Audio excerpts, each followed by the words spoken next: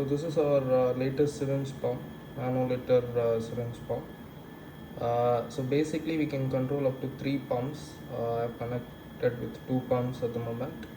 This can also be controlled via mouse and keyboard. Alternatively, you can use your own hand. But in lab environments, I would recommend you to use mouse because you'll be wearing gloves. So that's the electronic box. This is the touch screen and these two are the drivers. So currently I'm using mouse now for a better demo. So we click the setup first. Once the syringe pump is turned on, you go and you can see various microstepping options are there. You can click, for example, 32 is the maximum. Click that, and we can choose. There are various syringe volumes here. You can choose dispo van, which is currently connected. So we can go up to from 100 microliters to 60 ml. We can go. So I will click dispo van and all the syringe volumes.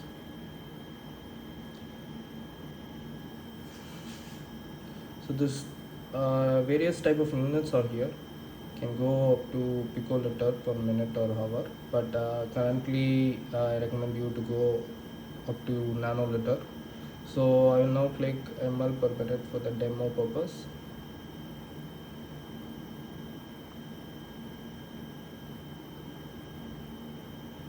So you can set any flow rate. If you want, you can type also. If you double click, there is a numerical pad which opens. So if you don't want to use it, you can just close it.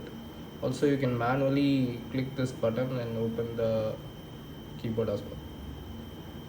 So we click 1 ml here.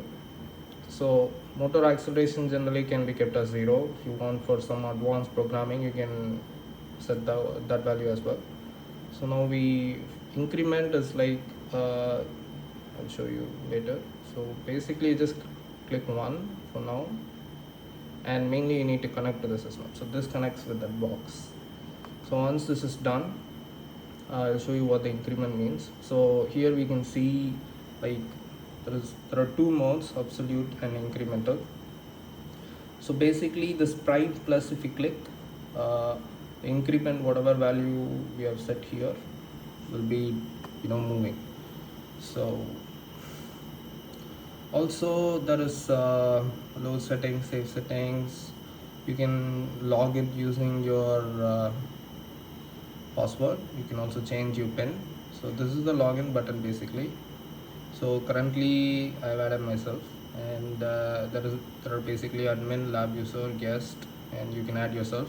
You can add n number of users, so I'll just leave that for now. So basically only admin can change all the settings. So alright, so now we click SP1 and SP3, which are these 2 pumps, and I click 1 ml, and I click start. So you can see the syringe moving now, and also graph will appear. So you can just click auto focus, and you can see where your pumps are going. So as pump 2 is switched off, it's flat. Pump 1 and 3 are going in the same line. So if you do not want this, you can just close it. And you can also see the time left here as well. You can see the syringe moving as well. It's actually very noise free. It has very less noise compared to the other syringe pumps in the market. So there we go. So if you want to stop it in between, you can either click hold or resume, or you can just click emergency stop, which will stop everything. So now I will explain about other features. So yeah, there is also inbuilt safety feature which will automatically depressurize the syringe once the operation is complete. So you don't need to worry about any if there is an animal connected, you don't need to worry if any clotting will appear because of this. So it will automatically depressurize, and you just click OK. Now we go to the various options that are available. So we click add new syringe. If you have some other syringe that you want to use other than the ones that are programmed, you can do it yourself. Just click whatever syringe you want. For example, Hamilton 10 ml syringe. If you want, you can type the areas and everything. You need to you need to do that on your own. So you can also see how these calculations are working. This explains how the exact parameters are applied in the software. So for now, I'm not adding any syringe. Also, you can delete any syringe if you're no longer using it. You can also delete the custom syringe also. So this option is only available for the admin. So I don't think you can actually delete any of this at the moment. But if you want, you can add or delete anything. So this is basically a camera option, which means if you have any CMOS camera or whatever, and you want to see what is happening in the syringe when it's flowing, then you can click the camera option. Currently I have not connected any camera. So this is the initial thing which I just showed, so where all the settings and setup is happening.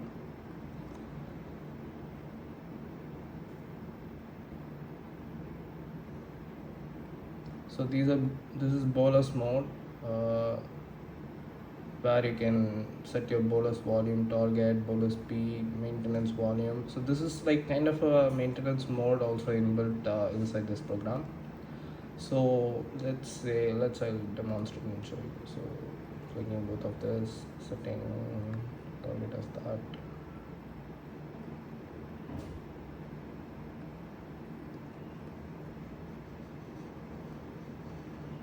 Also there is KVO mode here, enable keep vein open protocol for animal injection and all that. You can also export your data through this, export GLP log.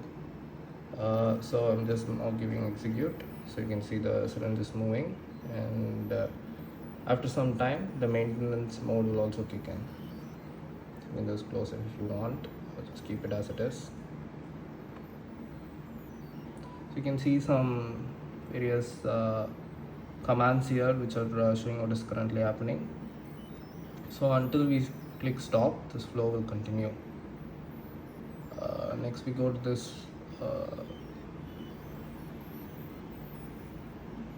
so this will take you to the export screen, where you can just export your data as Excel or whichever format you prefer. And we currently stop this and go back to fill or draw. So fill or draw is basically just refilling. So if you just click pump 1 and 3, whatever setup is kept here, we'll just go ahead. So just click start. Again, you will get the graph. If you don't want, you can close it. You can see the pump is now refilling. So turn on reverse. So I go back and click stop. If you want, you can also click reset also, which means all the values here will become 0 again. So this tab is dedicated for microfluidics basically. There are 3 modes: push-pull, 3-step gradient, waveforms.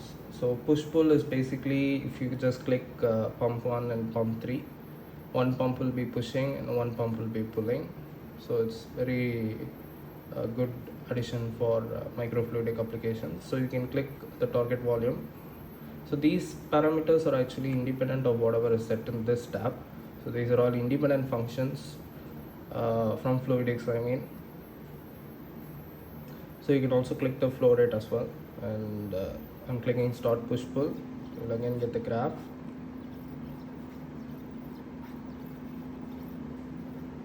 So you can now see one pump is pushing and the other pump is pulling. Yeah, also the graph will also change accordingly. So you can see one pump is going like this and the other pump is going like that. One pump is in 0, so it's staying where it is.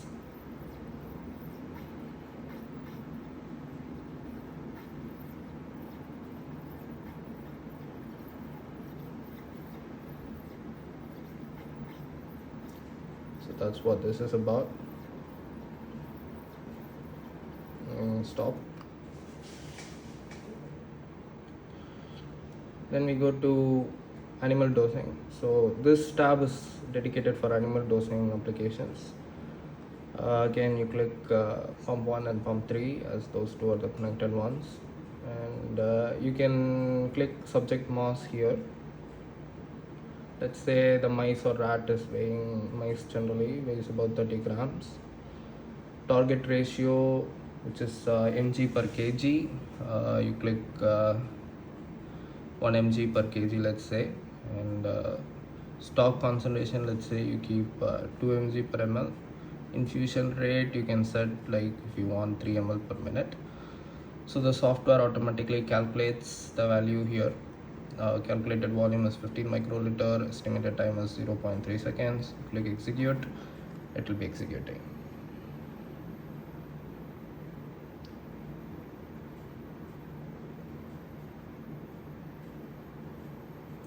So that's what this is about.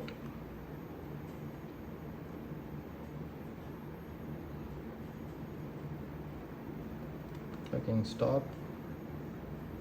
This is a specific tab for electrospinning basically. Click pump 1 and pump 3. There is a delay option here for all electrospinning application. This is an important function. Click target flow rate.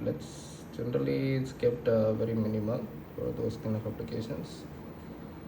If you want, let's click on start. So now electrospinning application is up. Okay, so click stop now. Also there is an option to calibrate.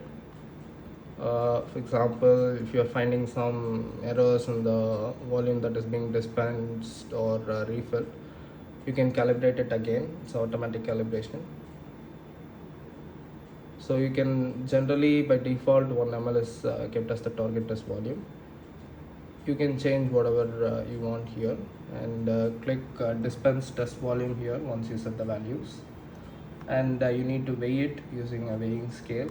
Whatever weight is being shown in that weighing scale, you will have to enter here, and then you'll have to click calculate, apply correction, and now it's error because I've kept it as 0.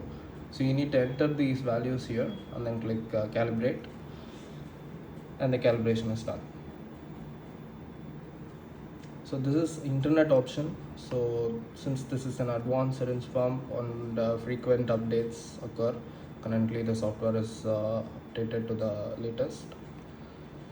So you can enter your Wi-Fi password and you can connect to the Wi-Fi. So if you do not want this, also you do not need to connect, but for updates you may be required to connect it in the future.